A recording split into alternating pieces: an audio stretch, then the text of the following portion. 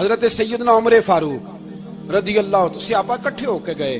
کہنے لگے عمر حضور کے زمانے میں بظاہر غربت رہی، جناب صدیق اکبر کے زمانے میں غربت، اب تو بڑی ریل پیل ہے، بحرین سے لاکھوں کا مال آتا ہے، آپ کو بڑے بڑے سفیر ملنے آتے ہیں، پر آپ وہی پرانا کرتا اور وہی تامت جو کئی جگہ سے سی آپ نے کئی جگہ سے پھٹی. اور حضرت عمر ایک دن عید کی نماز پڑھانے گئے تھے تو ننگے پیر ہی چلے گئے. لوگوں نے کہا جوتا، فرمایا ٹوٹ گیا تھا یار، پہننے کے قابل نہیں تھا. فرمایا ننگے پیر آ گئے ہو، لوگ کیا کہیں گے؟ فرمایا چھوڑو، عمر کے پاؤں ننگے ہیں لیکن عمر کے کردار میں تو کوئی شک نہیں نا، پیر ہی ننگے ہیں نا، کیا ہوا؟ چھوڑو اس بات کو، کوئی پیار نہیں دنیا داری سے، دولت سے کوئی چکر ہی نہیں. حضرت سیدنا عمر فاروق رضی اللہ تعالیٰ عنہ کو صحابہ نے اکٹھے ہو کے کہا، یہ ہے امت کے بیدار ہونے کے طریقے جو عرض کر رہا ہوں. کہا جناب آپ اب بڑا مال غنیمت ہے اور جس طرح ہر صحابی کا حصہ ہے آپ کا بھی حصہ ہے، تو ایک نیا کرتا ہی ڈال لیں آپ خرید کے. اب جب مشورہ ہو گیا صحابہ میں تو کہنے لگے عمر سے بات کون کرے گا؟ نیا کرتا پہننے کی عمر سے بات کس کو برا لگتا ہے جی؟ نیا کرتا کون بات کرے گا؟ حضرت سیدنا علی المرتضیٰ کا انتخاب ہوا. کہنے لگے مولا علی کی بڑی عزت کرتے ہیں، ان سے بڑا پیار کرتے ہیں، ان سے بات کرتے ہیں.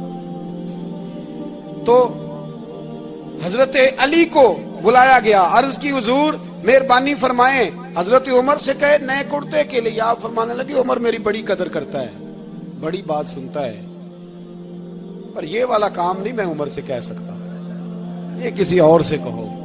تو کہنے لگے آپ رہنمائی کر دیں کس کو کہیں؟ تو جناب علی المرتضیٰ فرمانے لگے اگر حضرت عائشہ صدیقہ سے کہو گے تو عمر فوراً مان جائے گا، وہ مومنوں کی ماں ہیں. صحابہ حضرت عائشہ کے پاس، اماں جی عمر کو بلائیں، ان کو کہیں بڑے بڑے سفیر آئے ہوتے ہیں وہی پرانے کپڑے پہن کے بیٹھ جاتے ہیں. اللہ اکبر. حضرت عائشہ نے پیغام بھیجا، فرمایا عمر کو بلاؤ.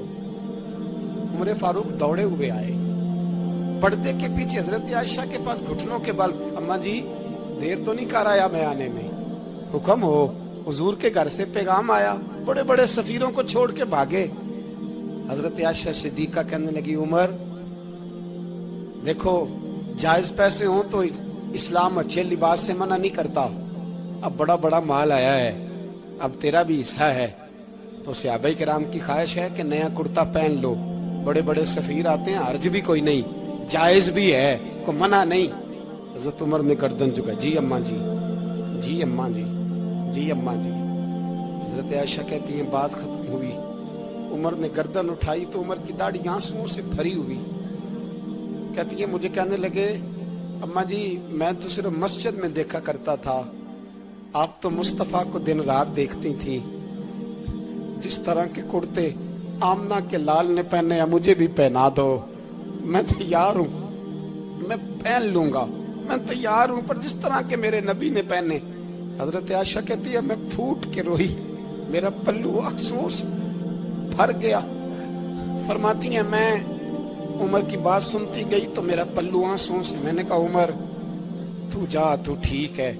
فرماتی ہے عمر فاروق سلام کر کے اٹھے، امیر المومنین چلے گئے.